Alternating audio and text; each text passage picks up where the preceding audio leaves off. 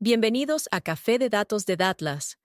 Somos tu destino para aprender sobre ciencia de datos y analítica.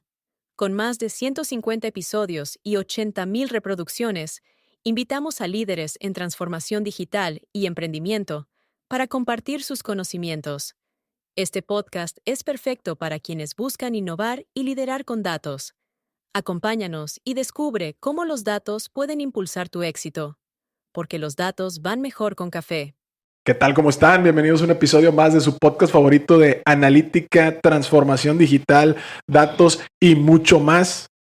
El día de hoy, su servidor y amigo César Salinas aquí en la producción, junto a mi compadre Irving, que esperamos que se una a este episodio ahí en una segunda parte, y con un invitado muy especial que justamente conectamos con él a través del buen Maurice, que le mandamos un saludo a mi compadre. Pedro fue quien lo conoció originalmente. Yo me lo acabo de conocer aquí en estos 15 minutos. Entonces, pues antes de pasarle el protagonismo del episodio, déjenme se los presento formalmente.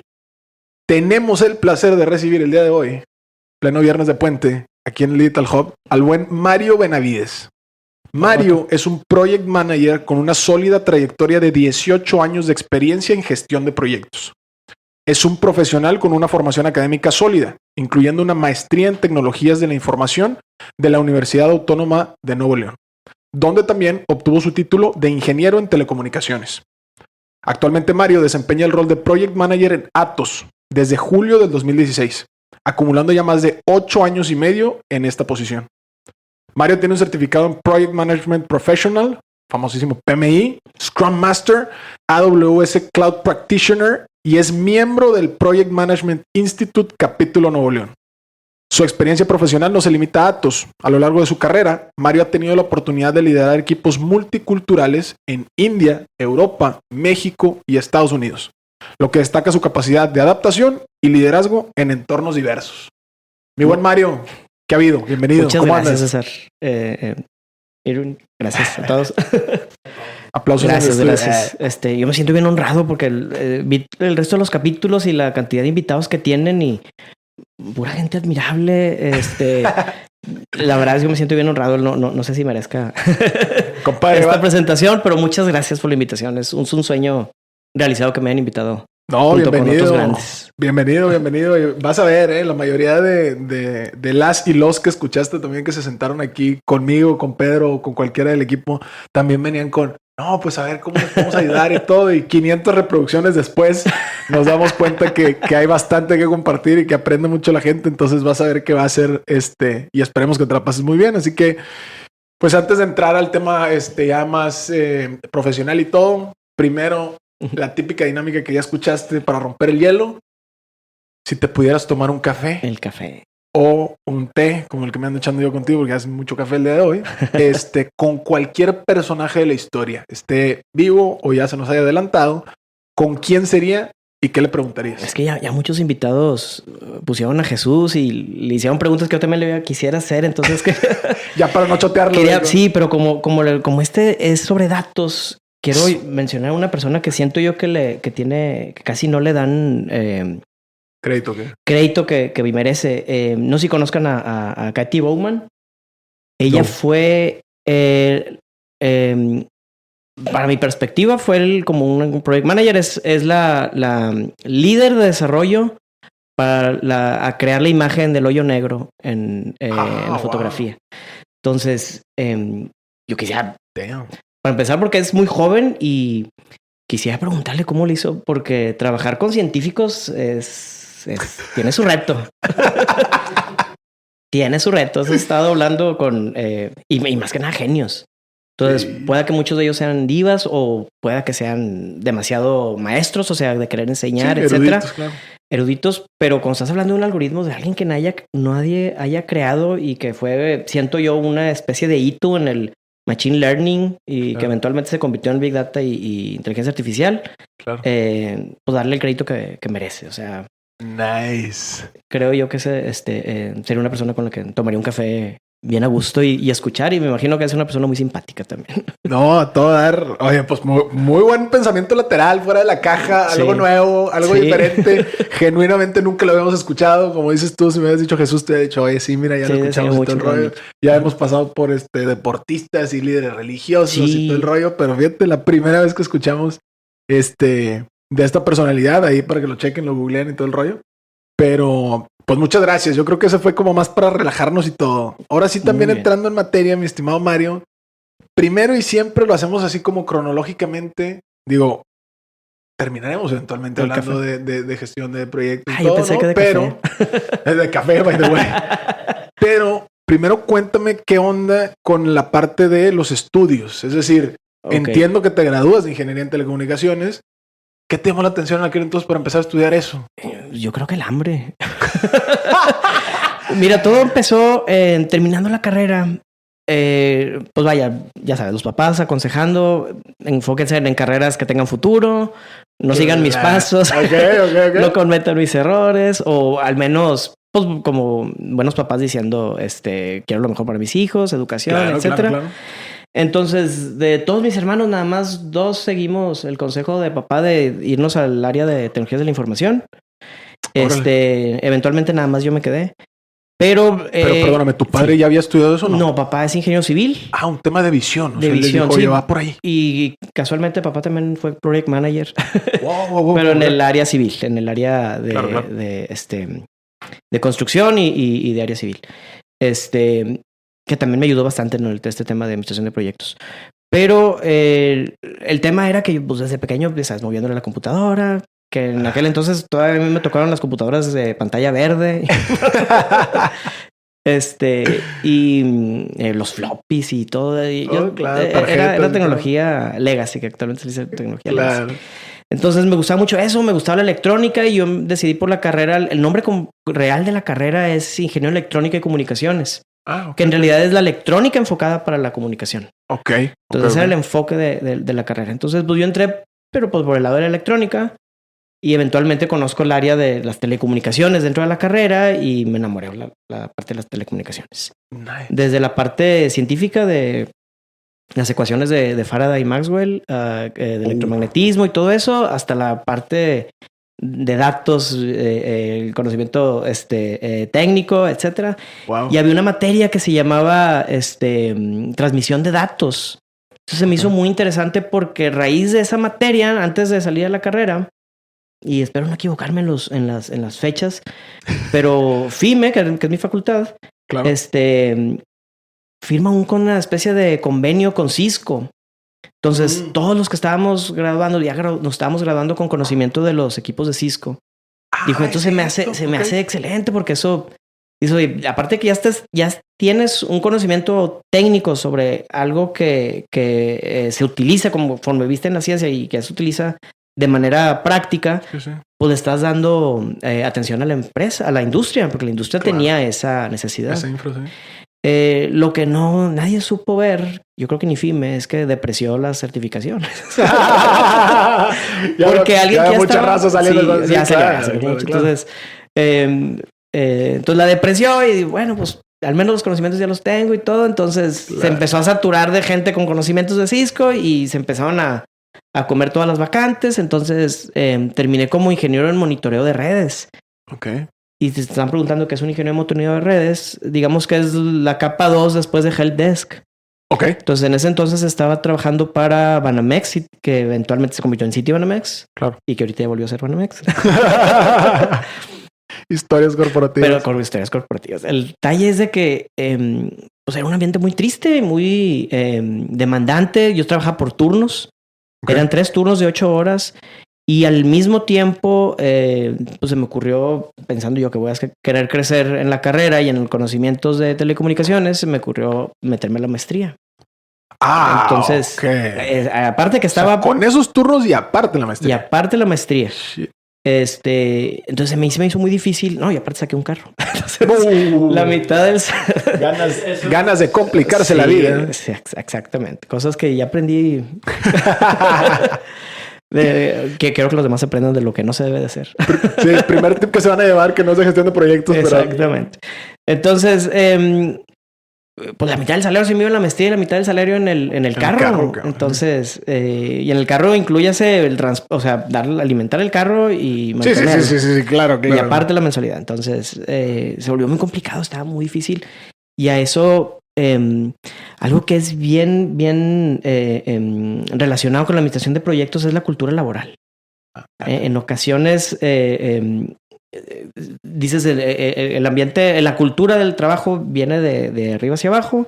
Claro. Y eso impacta de cierta manera a la dirección de los proyectos, la dirección de equipos y cómo se llevan las cosas. Entonces, pues no tenía líderes o jefes que fueran exactamente, que tengan un poquito de tacto, no sé cómo decirlo, de que te alimenten las ganas de seguir, al menos de seguir yendo a trabajar.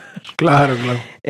Los jefes que tenían en ese entonces, al menos no comunicaban las cosas hacia abajo. O sea, no sabíamos que estábamos compitiendo con la gente de Amarillo, Texas. En ese entonces, Citibank tenía su centro de monitoreo en Amarillo, Texas. Ya. Y luego teníamos el de la Ciudad de México y el de Monterrey. Y no nos decía el jefe que teníamos esa competencia, entonces se volvía más presión. Era el centro de monitoreo, pues estábamos totalmente desconcertados porque por cualquier error que notábamos venía de arriba hacia abajo el grito muy fuerte, la empresa estaba perdiendo dinero, cosas así, entonces se volvía muy, muy caótico. Y aparte a eso agrégalo que tenías que trabajar en jornadas muy pesadas, porque realmente el turno lo empezabas antes y lo terminabas después. Y luego todavía estaba la cultura del, es que ya acabé, pero el jefe todavía no se va. No te vayas, porque ahí está el jefe. Es cierto. Entonces, el de ponte la camiseta. Exactamente. Entonces, era muy, muy drástico. Y siento yo que en casi todos, es que algo que pasa, perdóname, porque así soy, de repente cambio temas y de repente me acuerdo de ciertas cosas. A mis 44 años siempre soy el más joven del equipo. Entonces, ya había gente pues, mayor que yo y varios de ellos tenían background de haber entrado a trabajar al banco a partir de sindicatos. Y otros tenían, cuando en algún momento de su vida, Banamex estaba muy pegado con gobierno. Sí. Entonces tenían una cultura muy, muy pesada en ese sentido, muy política, exactamente. O sea, el jefe le hablabas de usted, no le decías por su nombre, le decías Inge o cosas así. Entonces, temas de ese tipo. Entonces, sí, pues ya todo eso dijiste, mejor asaltar. Exactamente. Pues sí, no, porque asaltar a dónde, porque algo que también me estaba doliendo mucho es que yo estaba aprendiendo mucho en la maestría, pero no me servía desde la perspectiva práctica para yo saltar a trabajo a algo más de ingeniería o algo más de conocimiento técnico que pudiera atender la industria en ese momento, las necesidades de algún empleador o algo. Pero noté cuando estaba trabajando en el monitoreo que de repente llegaban proyectos y yo veía que el orquestador que estaba diciendo es que quién le toca esto, quién le toca, etcétera.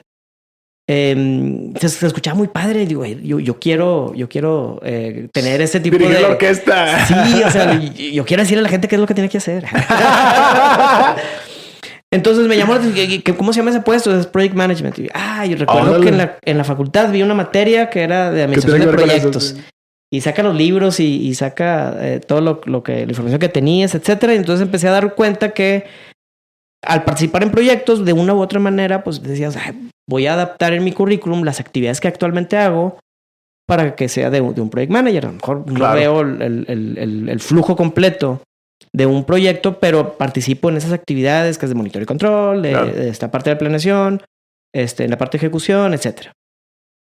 Entonces eso me sirvió bastante para ir a las entrevistas ya más preparado. Sí. Y así como soy con ustedes, traía yo mis slides y todo. Y miren, esto es lo que hago. Entonces eso de cierta manera impresionó mucho a los entrevistadores y entró a trabajar en una compañía que se llama Nextira One. Les platico de todas estas industrias porque ya casi ellos ya no existen. Aparte. Sí, y en Nextira One fui muy feliz. Ahí ya entraste. Ahí entré como Project Manager Junior. Vamos a llamarlo como... Le decían coordinador de proyectos. ¿Esto es más o menos qué época? Estoy hablando del 2007. Ahí en el 2007 ahí empecé con ya con el puesto oficial de administración de Project Management. Ok. Y ahí es donde empecé a adentrarme con el conocimiento de Project Management, etcétera. Pero el trabajo en sí era realmente apoyar a los Project Managers de los clientes. Sí, claro. O sea, como eras junior, pues era como de, o sea, no vas a tener la comanda completa, pero pues estás ahí como haciendo sombra o haciendo segunda voz, dijo aquel. Exactamente. Ok. ¿Y te acuerdas del primer proyecto que... Claro, nuestro cliente era Alestra. Y Alestra tenía... Alestra es muy... pues al final del día es un grupo alfa. Tiene muy definidos sus productos. Claro. Y Alestra era su ¿cómo se dice? Su soldado. Es su orgullo en tecnologías de la información. Del grupo. Entonces, del grupo. Entonces es como que... Y aparte era el socio de AT&T. Entonces ellos dicen... Yo atiendo México y aprendo de AT&T y simplemente lo adapto. Entonces era el orgullo. Y yo tenía un cuñado trabajando ya ahí en Alestra y yo veía que le iba muy bien. Y luego empiezo a trabajar, o sea, Alestra se convierte en mi cliente y los proyectos que ellos tenían eran integración de la última milla con el cliente. Entonces tenían un proyecto enorme que era como tenía duración. De hecho, no tenía fin. Simplemente era cliente nuevo, entra, tiene estas necesidades y se le entrega el enlace y Nextira entra a hacer tanto la entrega como del equipo como la configuración de los equipos finales. Y ya empezaron las configuraciones. Entonces era relativamente sencillo desde la perspectiva de administración de proyectos. Y lo que me tocaba nada más era coordinar a los equipos, era coordinar a los ingenieros, si te toca ir aquí, ir acá, etcétera. Y ahí fue donde me di cuenta que era bueno resolviendo problemas y en resolución de conflictos, porque en ocasiones los ingenieros no podían, el cliente lo necesitaba en tal momento y empieza a negociar. Y a decir, tenemos esto, necesitamos esto, para yo poderte atender.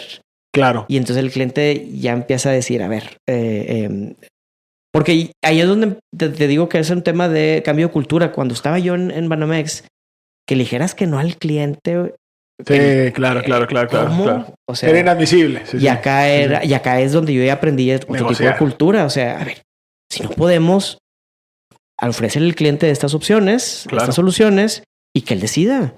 Ahora, no poder, cuando dices que el ingeniero no podía, ¿era un tema más de tiempos y movimientos o era un tema de saturación de chamba o qué? Saturación de chamba. Pueden ser muchas cosas. Puede ser, por ejemplo, tenías un servicio aquí mismo en Santa Catarina, y tienes que ir al aeropuerto. Sí. Y hora pico. No, claro. O sea, lo pediste a tal hora, etcétera. Y aparte, a la planta donde van a Apodaca o al aeropuerto, no están dejando entrar a mi ingeniero porque no me avisaste que tenía que traer la carta del IMSS o la parte de identificación, etcétera. ¿Qué podemos hacer? Tengo aquí la información del ingeniero, te lo puedo mandar por correo y si caseta te las recibe por correo, se activa en este momento. O sea, esa es una opción. Otra opción es oye, se va a mover el servicio. ¿Puede tu cliente esperar a que llegue el ingeniero? O sea, Project Management / negociador. Exactamente. Le digo mucho a mi esposa que esta profesión de administración de proyectos es el de servir.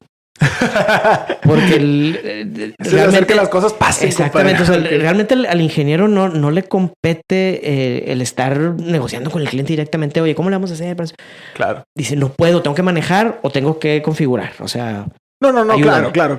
Y al final del día, aunque le tocara, como dices tú, pues hay un responsable y finalmente lo que él haga o deje de hacer, pues va a caer en tu responsabilidad también. Entonces, pues el primero que tiene skin in the game para aventarse ese round, pues eres tú, claro. Ahora, por ejemplo, le tocaba que los ingenieros llegaban con un equipo y los equipos tenían una conexión que era, trabajaba con el protocolo. En aquel entonces era, no sé, un enlace serial.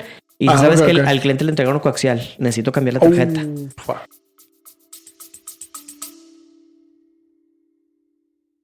Explora los Retos Academy 2025. Impulsa tu carrera con los cursos más completos en analítica y gestión. Storytelling con datos usando Power BI. Fechas: 27 de enero al 25 de abril. Técnicas introductorias a la analítica de datos, R y Python. Fechas: 23 de mayo al 22 de agosto. Gestión de proyectos. Fechas: 23 de mayo al 1 de julio. Iniciamos el 27 de enero de 2025. Sé parte de la comunidad que está transformando el mundo de los datos. Inscríbete ahora en nuestro marketplace y asegura tu lugar. ¿Qué haces? Así, ¿qué haces? Y tú como Project Manager, yo te ayudo. A ver, déjame, voy con la gente de stock, o voy con la gente de almacén. Alguien que tenga una tarjeta, de coaxial, se las cambio ahorita, se las voy a reponer. O sea, empiezas a hacer buscar la manera de solucionar, como ventas, como a veces en lo comercial, a veces suele pasar eso. Sí. De hecho, ese es el path de carrera normalmente. Suele ser técnico, luego se va a Project Management y luego se va a comercial. Eso es lo que te iba a decir. Eso es algo que tenía... Y deja tú, a ver, me estás hablando de una situación 2007, compadre. Uh-huh. Pero yo 2025 digo, ay, todavía sí, o sea, como que siento en otra latitud, con otros clientes, en otra parte del mundo, pero como que siento que está muy vigente. Sí. O sea, ¿qué has visto en esa evolución del project management? A ti que te ha tocado ya estar más de una década ahí en medio. ¿Qué has visto que ha cambiado o evolucionado en términos como metodológicos o cosas? Honestamente, ahorita en la industria mexicana no sabría decirte la respuesta, pero lo que veo yo de manera internacional es la virtualización, o sea, los equipos virtuales. Internacional. Por favor, cuéntale a la raza, ¿qué es internacional? ¿A quién ves? ¿Con quién tienes más relación? ¿Tu día a día qué onda? Bueno, mi día a día trabajo más con equipos en Estados Unidos y de India, más que en otras partes. Me ha tocado gente de todo el mundo, gracias a Dios. Es algo muy bonito trabajar con gente de todo el mundo, diferentes culturas. Y al mismo tiempo, como es tecnologías de la información, pues todos somos iguales. Todos sabemos somos tecnópatas, claro. Tenemos gustos similares, necesidades similares. Entonces seremos muy diferentes, pero al mismo tiempo, pues somos godines. Somos godines. Pero fíjate, entonces, ahorita que estás abordando y que bueno que llegaste el tema como internacional y todo, seguramente en como cruce de culturas y todo, te has encontrado cosas que dices, oye, fíjate que, no sé, en su momento a mí yo decía, oye, no sé, como que los españoles negocian bien diferente. O sea, o como que los argentinos tienen una moda de hacer un modo de hacer el approach como de prospección diferente. Digo que son los casos que yo conozco, pero a ver, a ti te ha tocado un poco culturas más lejanas, compadre, de aquí de nuestras latitudes, pero culturalmente, ¿qué crees que abstraes o qué crees que podamos aprender acá de esas culturas en términos de esta parte de gestión de proyectos? Mira, en el tema puede variar dependiendo de cada tipo de cliente, cada tipo de industria. Pero algo que he notado que me llama a mí mucho la atención es en Estados Unidos hay mucha confianza. En el tema es decir, a diferencia de las experiencias que tuve aquí en la industria mexicana, es opinión personal y experiencia personal, en Estados Unidos confían mucho en ti. Es decir, si tú me dices tal fecha, tal día va a pasar esto, yo confío en ti. Y incluso si le hablas y diciendo... Obviamente a tiempo, no vamos a poder o se va a retrasar o va a haber algún tipo de problema, y les das estas opciones de solución, hasta te lo agradecen. Gracias por avisarme, vamos por esta otra opción, y vamos adelante. Algo que aquí era al menos era muy difícil para mí decir, ¿cómo le vas a decir al cliente que no? ¿Cómo le vas a decir el cliente tiene esa perspectiva? O que el cliente no confíe y esté detrás de ti todo el tiempo para saber... Y no me cuelgues hasta que entregues o hasta que sucedan las cosas, hasta que se ejecute cierta actividad, cierta tarea, etcétera. No, te entiendo perfectamente. Yo también ando persiguiendo un cliente que me debe. No quiero quemar a nadie, pero sí te entiendo de que... No, ya, el viernes. Exacto. Y deja tú, luego te lo andan jurando y perjurando por Madonna y todo el rollo un día antes, y todavía ese día en la mañana y ese día en la tarde dices, brother, pero si ya sabías que no iba a suceder, pues nada más avisa. O sea, sí. Te evitas muchas cosas, ¿no? Claro. Pero pues bueno, así las cosas. Sí, entonces, ¿qué otra cosa he visto? Algo que me llamó mucho la atención es cualquier diferencia cultural que exista en Estados Unidos ya pasó, ellos ya lo superaron. Es correcto. Ellos tienen de todo en sus corporaciones, de todas sus compañías. Y si vamos intercambiando, no sé, por ejemplo, algo te vas más a Latinoamérica, todavía se nota el crecimiento, detalles de ese tipo en temas de Latinoamérica. En temas de India, la gente es muy inteligente. Algo que me llama mucho la atención es que la gente es muy inteligente.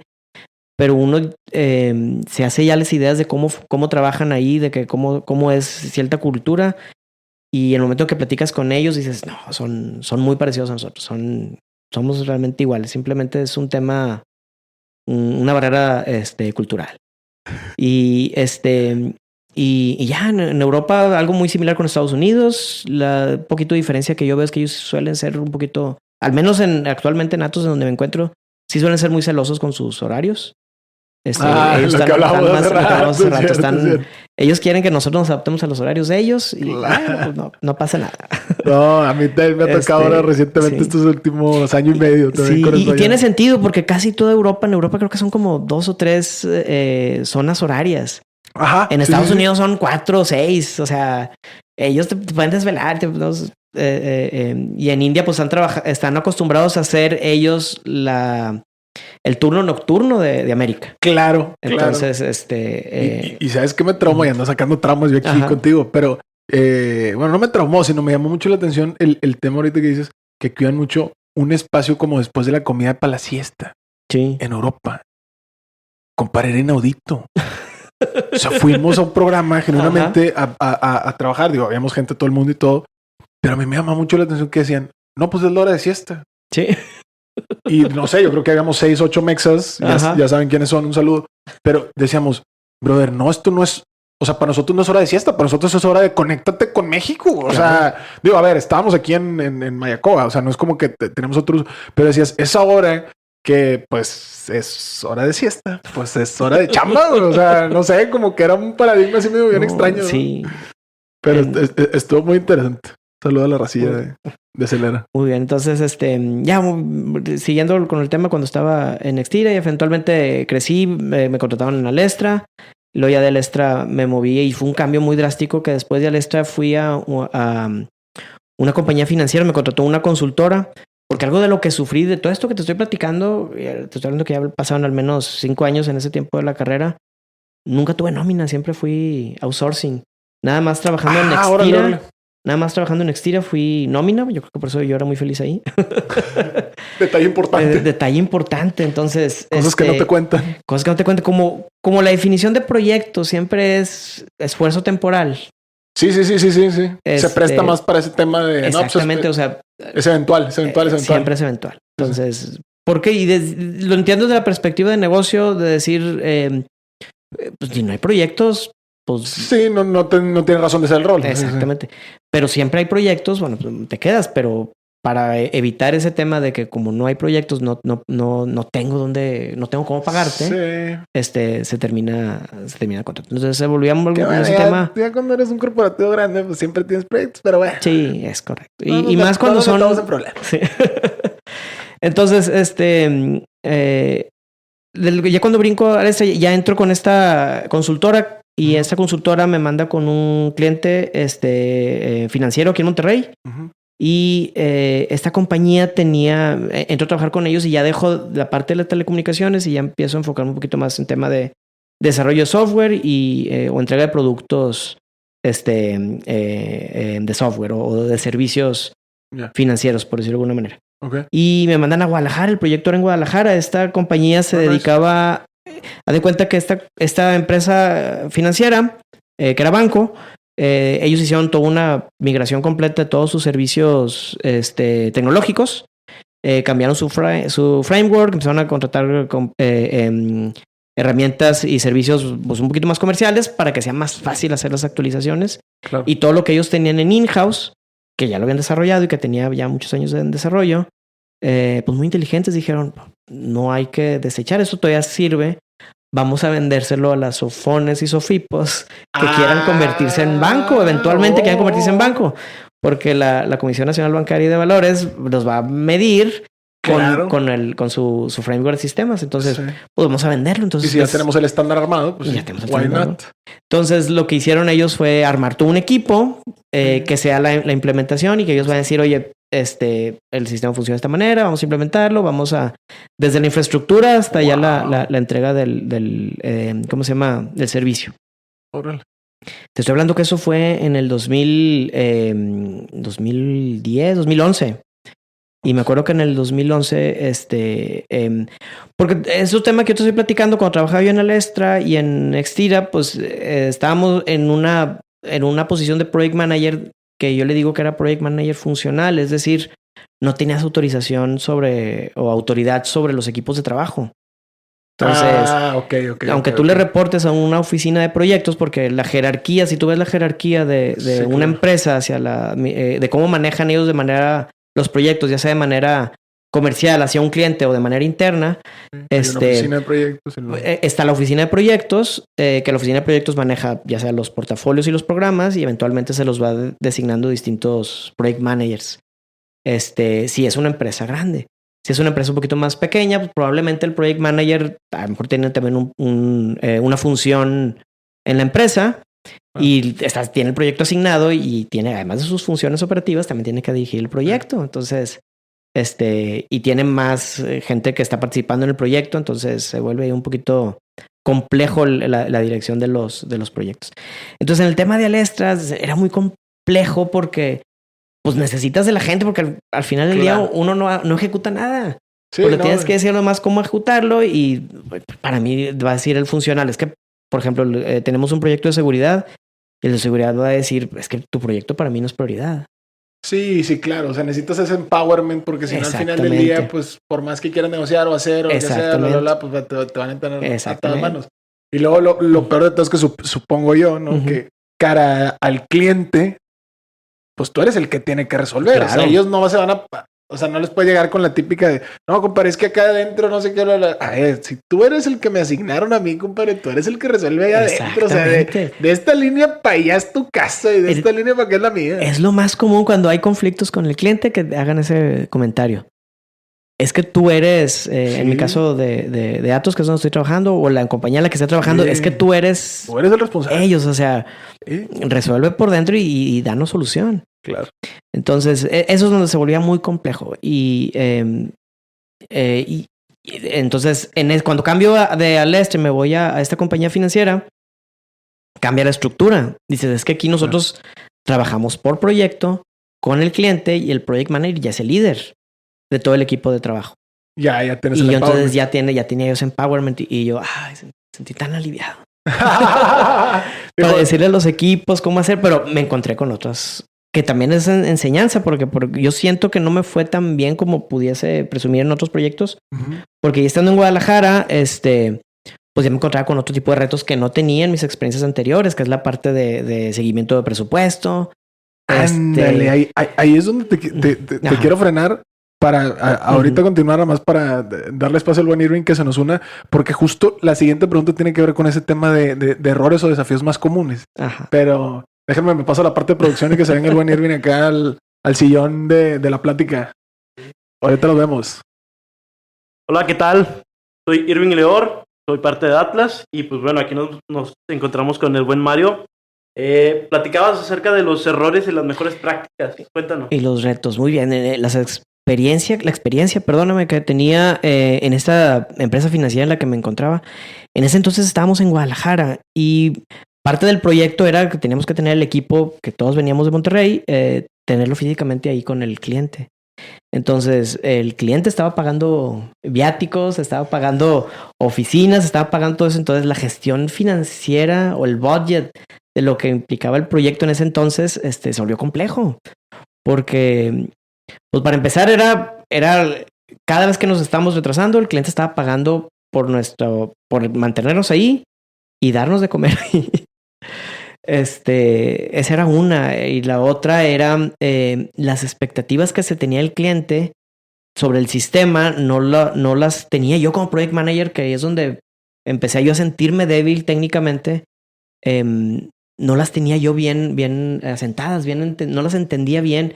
Entonces el cliente tenía un entendimiento, yo tenía otro entendimiento y ya cuando llega mi director, me dice, a ver, la situación era esta, teníamos que hacer esto.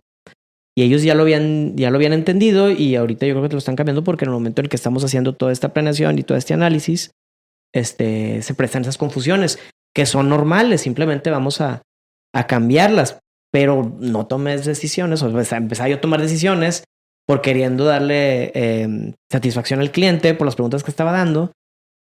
Y no era lo que se estaba sentando el proyecto. Entonces, en ese entonces, ahí me di cuenta de las necesidades de las metodologías ágiles, que en ese entonces no existía tanto la cultura de la metodología ágil. Existía más la cultura del, el proyecto ya está vendido y hay incluso un contrato y cualquier cambio que se vaya a generar, pues tiene que ser capitalizado, tenía que ser asentado en un control de cambios, en un comité en donde todos tienen que estar de acuerdo en lo que se tiene que cambiar, etcétera. Y pues realmente no estamos teniendo la necesidad del cliente.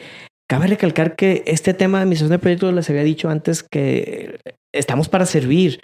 Entonces los clientes siempre adolecen, tienen dolores en su negocio. O sea, tienes que pensar en que el cliente tiene este dolor o tiene esta necesidad en donde le estás impactando su negocio si no lo escuchas. Porque el cliente tiene que vender y cuando vende, pues te paga a ti. Entonces, al final del día es una cadenita que nos va a doler a todos.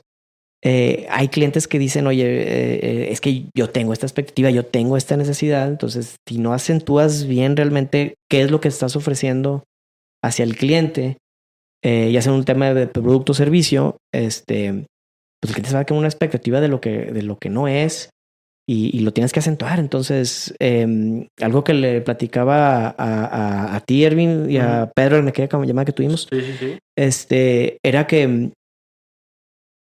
definirle al cliente lo que no es proyecto y lo que no es proyecto y lo que al final del día no atiende su necesidad, estamos abiertos a cambiarlos. Eso ya se convierte en un tema de metodología ágil. Entonces todo eso lo fui aprendiendo cuando estaba allá en Guadalajara. Entonces se me hizo muy difícil y algo que llamó mucho la atención es de que cuando entré en la entrevista para tomar ese puesto, lo que me dijo el director en ese entonces, me preguntó, ¿nunca has visto Juego de Tronos? Y en ese entonces digo, no lo había visto. Entonces me platica el personaje de la mano. Dice, él en particular dice, yo hago la venta y conozco todo el proceso, pero tengo que seguir vendiendo porque de aquí vivimos todos. Entonces lo que yo necesito de un project manager es que sea mi mano, es que sea la figura en la que me va a representar y que va a dar seguimiento a todo el tema de la entrega del servicio, que en este caso era el servicio, mientras yo no estoy.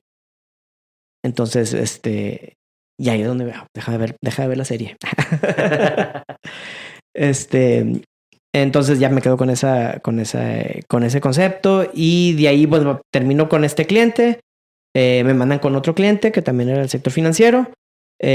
Trabajo similar, no era un tema de venta de framework. En este caso era una compañía financiera también de aquí de Monterrey, que lo que ellos querían era hacer un cambio completo en su framework, algo que la compañía anterior ya había hecho previamente, pero era parte de un equipo que ellos ya tenían, eran analistas de negocio. Ellos iban a revisar cada esquina de cómo funciona el negocio para adaptar y tener un nuevo framework, un nuevo sistema de una nueva tecnología de información o departamento de tecnología de información que se encargara todo eso. Entonces estuvimos todo un año haciendo ese análisis y ahí aprendí un tema de política, un tema muy, al menos para mí, muy doloroso, que te das cuenta de que hay negocios en donde no confían en las tecnologías de la información. O sea, me tocó me tocó que me platicaran que estaba en una junta estaba la gente de IBM y estaba gente de otros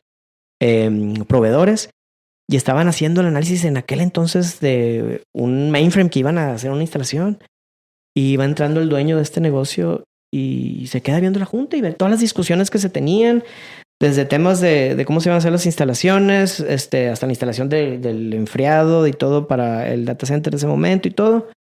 Y el dueño hace el comentario, el dueño del banco hace el comentario, yo no sé quién les dijo que esto es negocio para mí.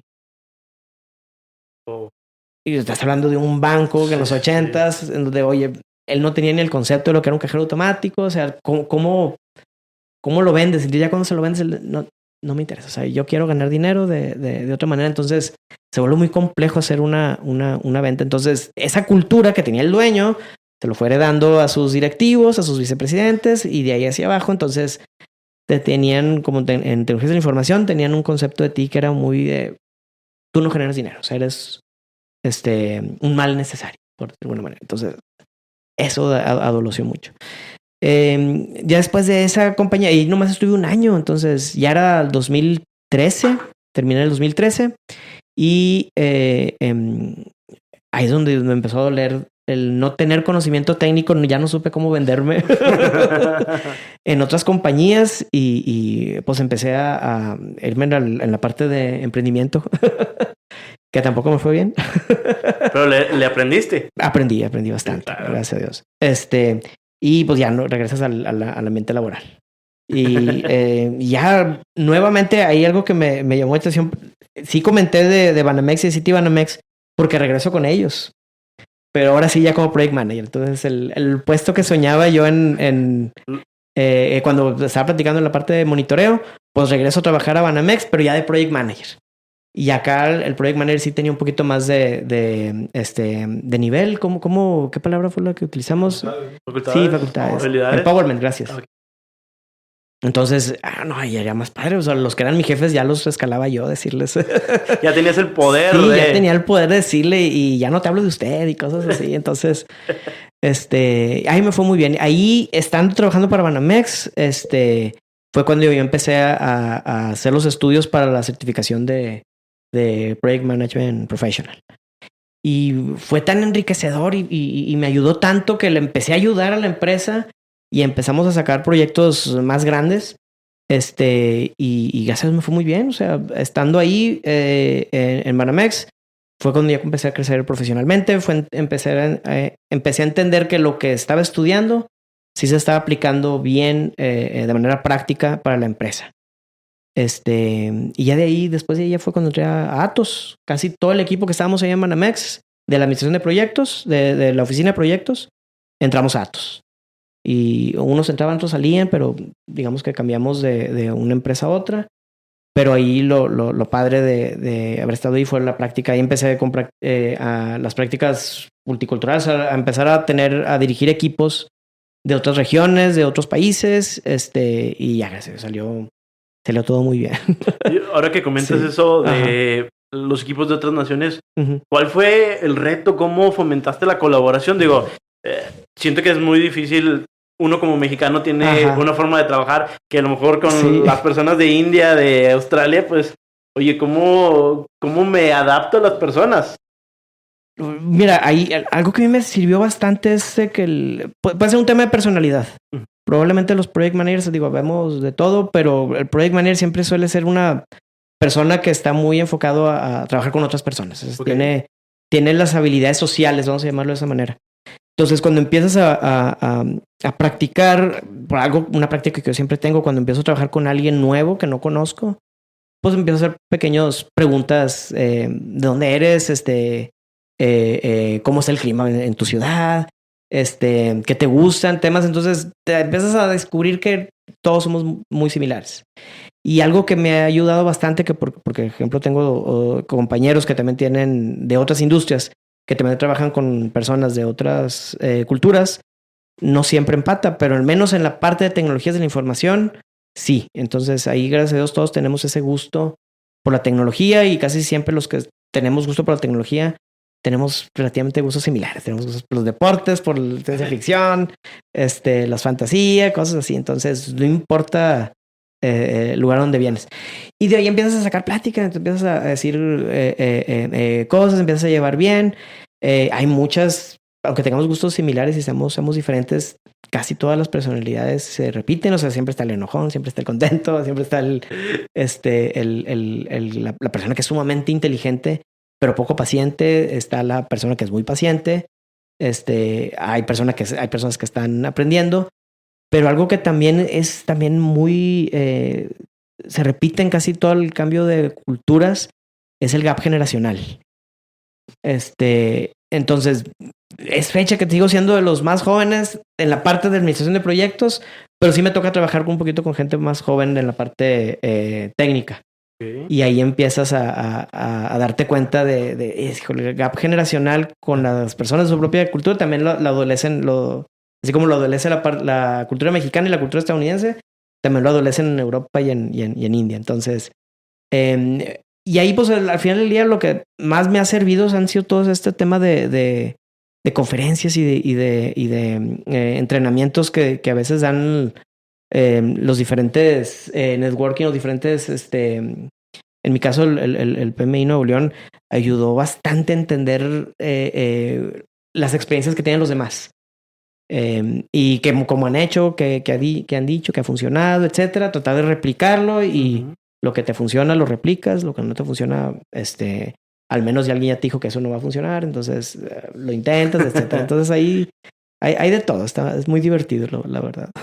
No, está perfecto, pero, o sea, dices que eres el más joven de este sentido, de tus equipos que has estado.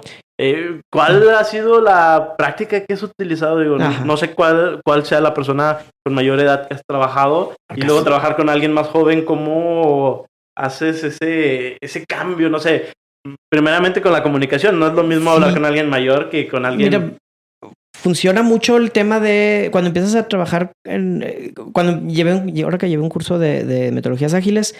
Las metodologías ágiles se enfocan mucho en el tema de las ceremonias. Entonces, algo que me sirve bastante es de que ellos en estas ceremonias mejoran la comunicación porque empiezan a verse todos los días, a hablarse todos los días.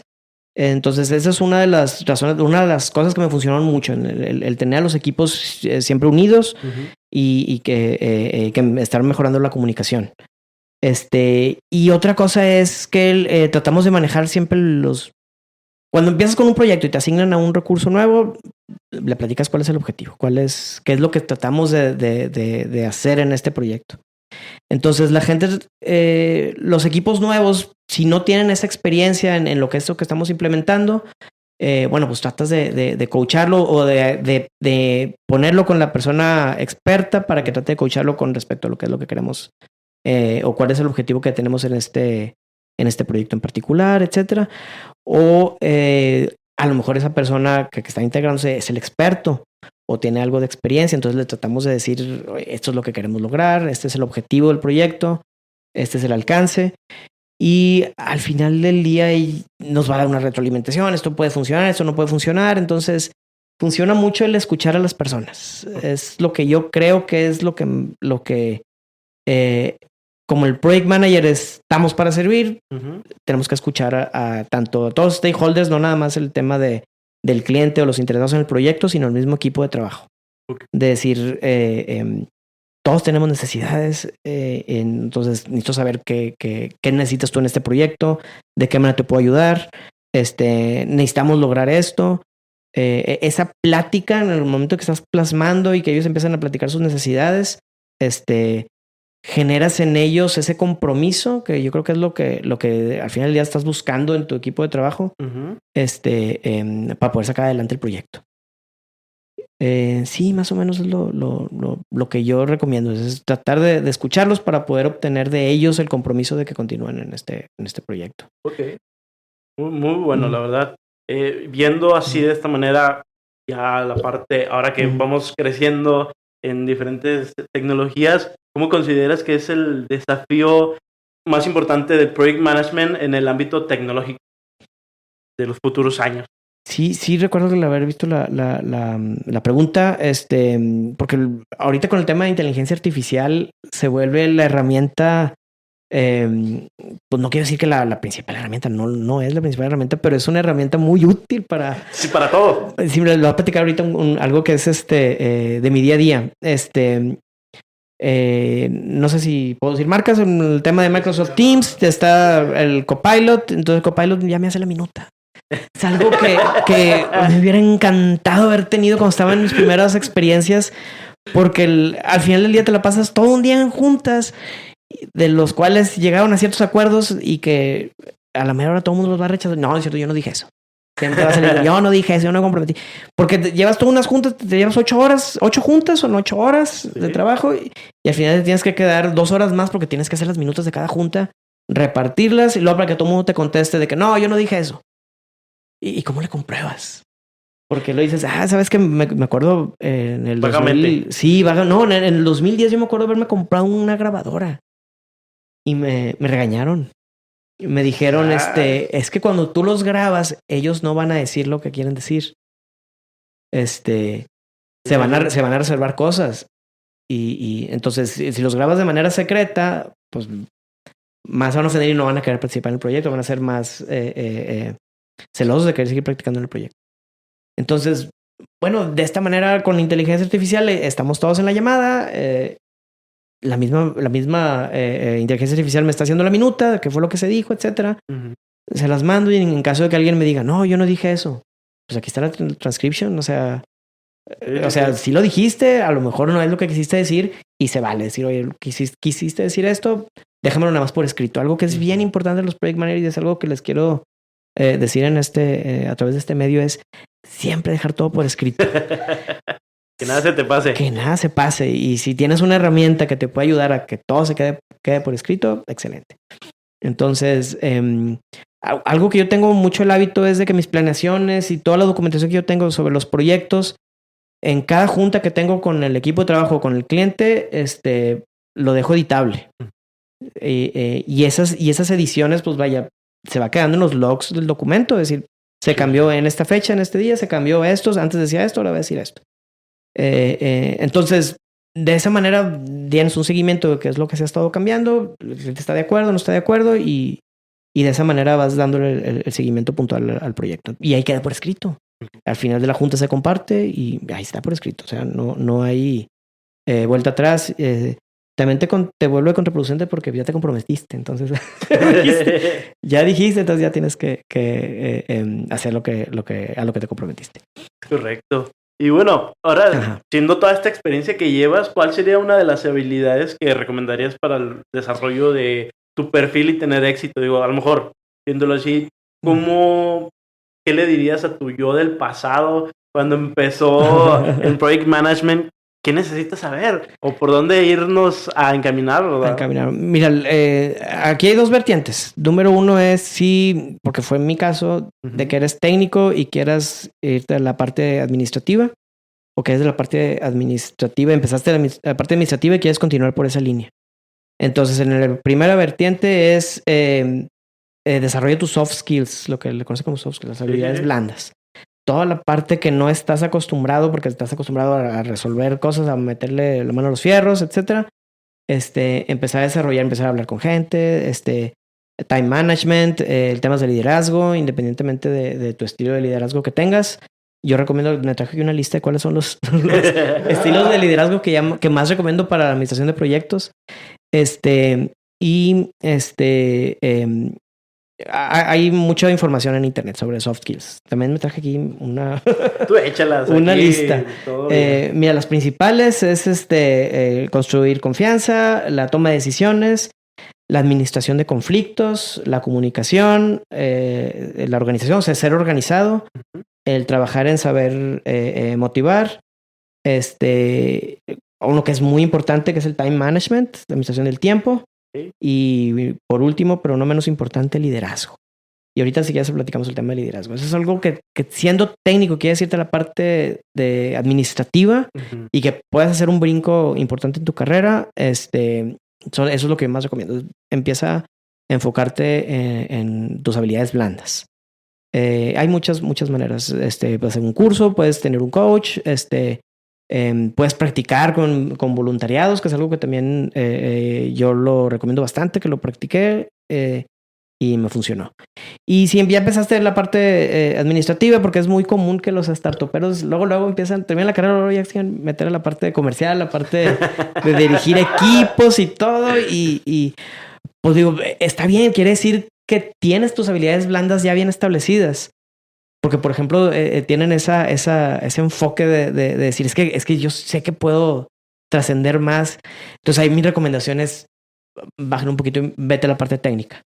Pero no te enfoques tanto en la parte técnica de que te vuelves el experto, sino los foundations. O sea, entiende lo que vas a vender, entiende lo que le vas a decir al cliente, entiende a tu equipo de trabajo, entiende a tu técnico, porque pues el técnico te va a tratar de explicar, pero si el técnico no tiene las habilidades blandas, para sabértelo explicar, tienes que entenderlo a él. Entonces, eso es bien, bien importante. Y de ahí en adelante, pues vaya, vas empezando a practicar y a ver ir desarrollando tu liderazgo. Y no sé si me dejas, Erwin, compartir Dale, aquí dale. mi percepción de lo que es de los estilos de liderazgo. El micrófono es tuyo. Muchas Chelo. gracias. Es que yo puse aquí que el Project Manager estamos para servir. Estamos para servir porque somos, ¿cómo decirlo? Somos el que estamos en medio. Somos el postventas que estamos en medio. Estamos diciéndole al cliente que somos la figura ante el cliente y el representante del cliente ante el equipo técnico. Ajá. O somos el orquestador en donde estamos diciéndole al técnico y al cliente tratar de manejar la comunicación. Recuerdo mucho que el presidente Fox tenía su vocero. El presidente quiso decir cosas así. Eres esa persona. Entonces tienes que tener tu vocabulario técnico y tu vocabulario comercial hacia el cliente. Eso facilita bastante cuando el cliente también es técnico, porque hay clientes que tienen a su project manager o su líder técnico. Entonces ya nada más estás ahí orquestando la comunicación entre ellos. Por eso el liderazgo servidor es el que siento yo que es el más importante para el project manager. Después de ahí, cuando ya vienes en la estructura de Project Manager, cuando tienes un poquito más de empowerment, buscar el liderazgo democrático, es decir, lo que diga el equipo técnico, pero ellos son los que saben, al final del día son los que van a realizar el trabajo, van a construirlo. Entonces, esa es la parte que siento yo que sería el segundo estilo de liderazgo que sería más importante seguir. Y el tercero, y que creo yo que es el que puede ayudar bastante al crecimiento de las empresas y de las startups, es el coaching. Cuando eres el experto técnico y giras hacia la parte de liderazgo, la parte comercial, etcétera, tienes que aprender a coachar a tu equipo. Entonces, que los equipos se sientan con la confianza de preguntar, de decir, oye, ¿cómo se hace esto? ¿Cómo tú ya lo implementaste? ¿Cómo se maneja este cliente? ¿Cómo, qué adolece el cliente para saber cómo manejarlo, etcétera? Creo que esos son los tres estilos de liderazgo que más recomiendo dentro de tus soft skills. No, son muy buenos. Es un ámbito para conectar todos los cables, justamente. Listo, pues bueno, muchas gracias, mi estimado Mario. César, ¿algún comentario antes de cerrar? ¿Todo bien? ¿Todo perfecto? Pues muchas gracias. Hasta aquí. Nos vemos el siguiente episodio. Muchas gracias por asistir y pues estamos en tu disposición al 100%. Muchas gracias por la invitación, chicos. Gracias por escuchar Café de Datos de Datlas. Recuerda que puedes explorar más contenidos en nuestro blog Datlas y descubrir otros episodios de nuestro podcast. Nos encanta tenerte con nosotros. Hasta la próxima y sigue disfrutando de tu café con datos.